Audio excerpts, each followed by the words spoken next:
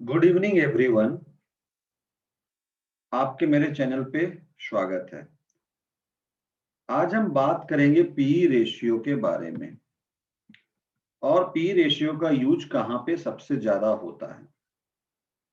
ज्यादातर आपने P ratio के बारे में सुना होगा जी बिजनेस के चैनल में या सीएनबीसी के चैनल में, या कभी भी आप न्यूज़पेपर पढ़ते हैं या फिनेंशियल स्टेटमेंट देखते हैं, बिजनेस आर्टिकल, तो वहां पे आपको पी रेशियो के बारे में सुनने में दिखाई देती हैं बातें।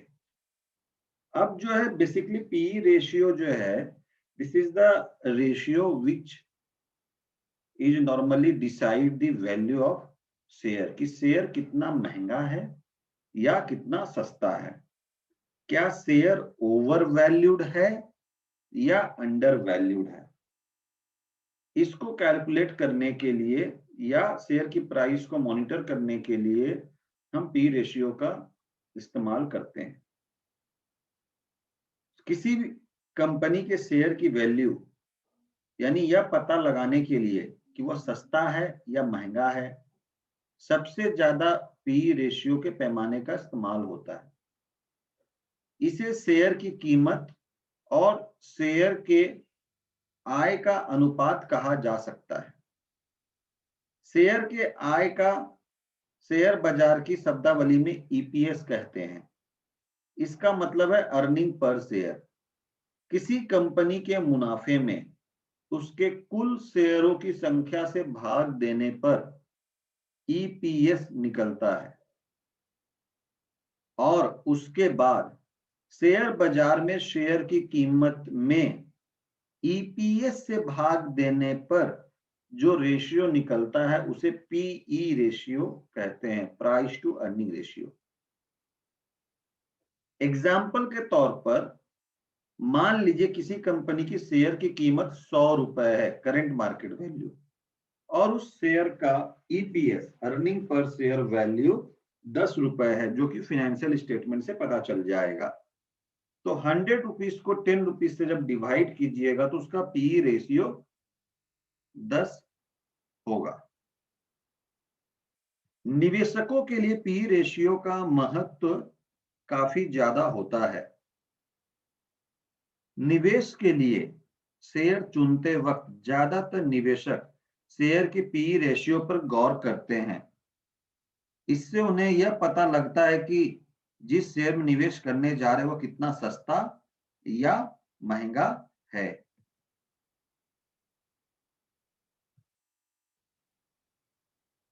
मान लीजिए अगर आप किसी आईटी कंपनी के शेयर में निवेश करने का फैसला किया है और शेयर बाजार के आईटी इंडेक्स के पीई को आप देख ले, इसके बाद उस पीई से उस आईटी कंपनी की पीई की तुलना करें जिसमें आप निवेश करना चाहते हैं, इससे आपको पता चल जाएगा कि जिस कंपनी आप निवेश करने जा रहे हैं उसका शेयर सस्ता है या महंगा है। आप एक ही सेक्टर की कई कंपनियों के पी रेशियो की भी तुलना कर सकते हैं। आमतौर पर अच्छी बुनियादी और ग्रोथ वाली कंपनी के शेयरों का पी ज्यादा होता है। और एक चीज जो हमें यहाँ ध्यान देने वाली बात है वो यह कि किसी भी कंपनी का पी रेशियो एक निश्चित संख्या नहीं हो सकता। This is not a fixed number. और जिस हिसाब से शेयर की प्राइस ऊपर या नीचे जाती है और एवरी ईयर फाइनेंशियल स्टेटमेंट के नंबर्स अप्स एंड डाउन होते हैं, उस हिसाब से ईपीएस और शेयर प्राइस दोनों बदल रहा होता है। इसीलिए इनकी पी रेशियो भी हमेशा बदलता हुआ आपको नजर आएगा।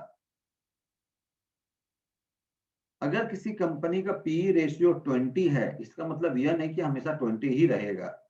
कंपनी के प्रदर्शन और शेयर बाजार में उसके शेयर कीमत के अनुसार ही रेशियो घटता बढ़ता रहता है।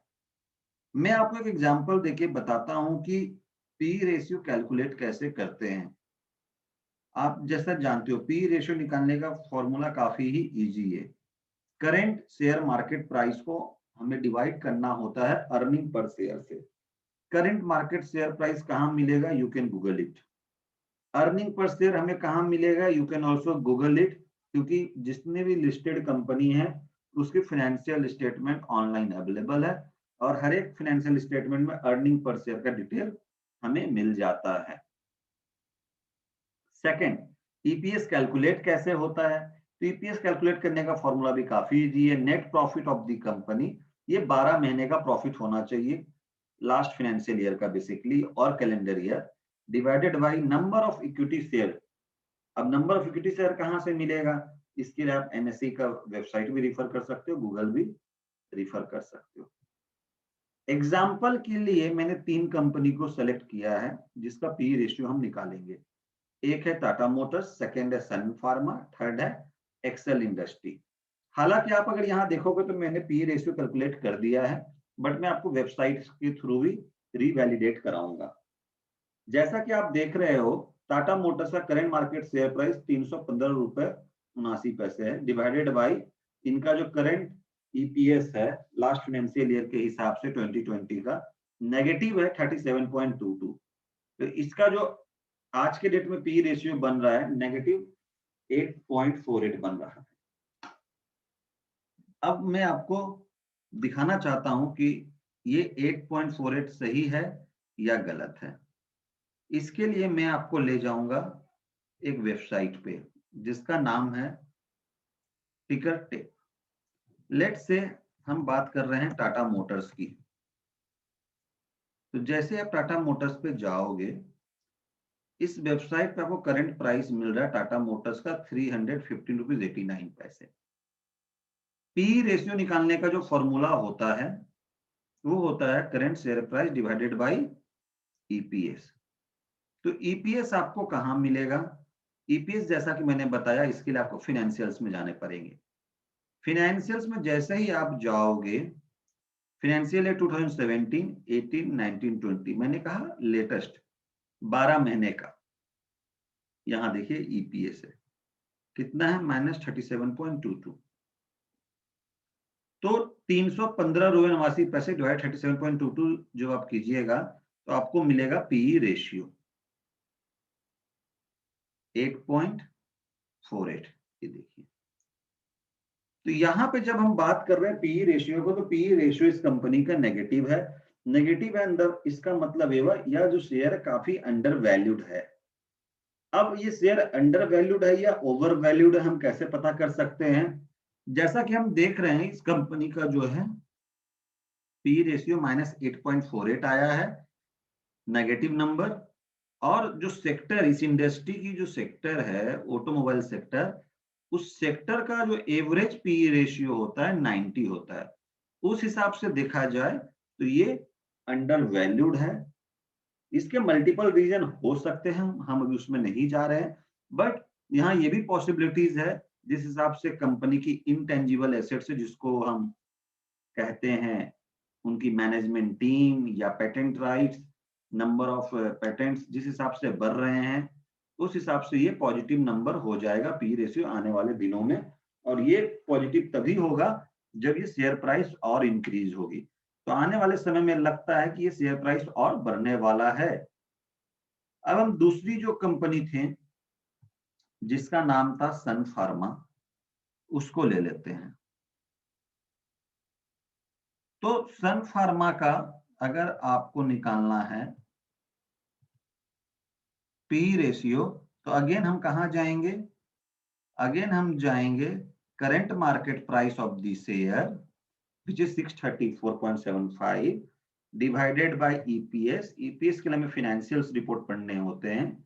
जब हम फाइनेंशियल रिपोर्ट्स में जाते हैं तो फाइनेंशियल 2020 का ईपीएस कितना है, अर्निंग पर से 15.69। इसे जब हम डिवाइड करेंगे तो हमारा पी रेशियो आ जाएगा विच इज आपका 40.45 है। नाउ अगेन मैंने कहा था, क्या ये शेयर ओवर प्राइस है या अंडर प्राइस है? इसको चेक करने के लिए हमें उस इंडस्ट्री के पीयर का पी रेशियो देखना पड़ेगा। तो ये फार्मास्यूटिकल कंपनी है, सन फार्मा की पी रेशियो 40.45 आई और सेक्टर का पी रेशियो 42.01 है। इसका मतलब यहाँ अभी भी स्कोप है, ये कंपनी और अच्छा परफॉर्म करेगी। और इसके अन्य भी कई कारण है, जैसे कंपनी ने काफी सारे मॉलिक्यूल के इनोवेशन में पेटेंट रजिस्टर कराया है, तो गोइंग फ्यूचर हो सकता है 2021 में 1000 रुपीज तक भी देखने को मिले। नेक्स्ट जो है शेयर एक्साइड हम ले लेते हैं। अब एक्साइड का नाम तो हमने काफी सुना है, पहले हम घर के टॉर्च में बैटरियों में लगाते थे। तो इसका हम शेयर प्राइस कैसे कैलकुलेट करेंगे? अगेन एक्साइड जो है एक ऐसी कंपनी है जो बैटरी बनाने की इंडस्ट्री में है। आप ट्रक में, बस में कई बैटरी देखते हैं, लिथियम बैटरी भी बनाती है, लीड एसिड बैटरी भी बनाती है। तो current market price 203.75 divided by क्या लेंगे हम? Earning per share. लेटेस्ट कौन सा है? 2020। कितना है अर्निंग पर शेयर? 9.13। तो 203.75 डिवाइडेड बाय 9.13 जो है आपका कैलकुलेट होगा PE ratio, price to earning ratio, यानी 22.29 आया है। राइट। अब जो है क्या ये रेशियो ओवर वैल्यूड है इस यह शेयर या अंडर वैल्यूड है?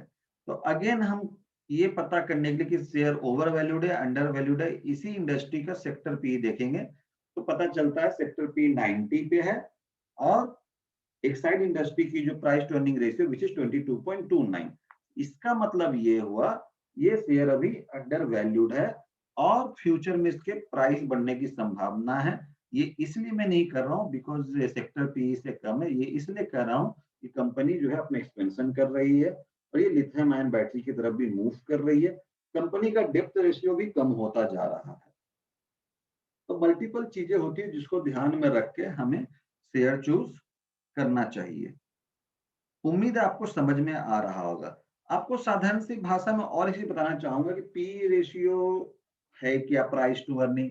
तो और एक बात बताता हूँ, अगर किसी कंपनी में फॉर एग्जांपल एक्साइड में हमें 1 रुपया कमाना है तो 1 रुपया कमाने के लिए हमें कितना इन्वेस्ट करना पड़ेगा? ठीक है, यानी 1 रुपया पर शेयर कमाने के लिए कितना रुपया इन्वेस्ट करना पड़ेगा, वो वैल्यू हमें पता चलता है पीई रेशियो से।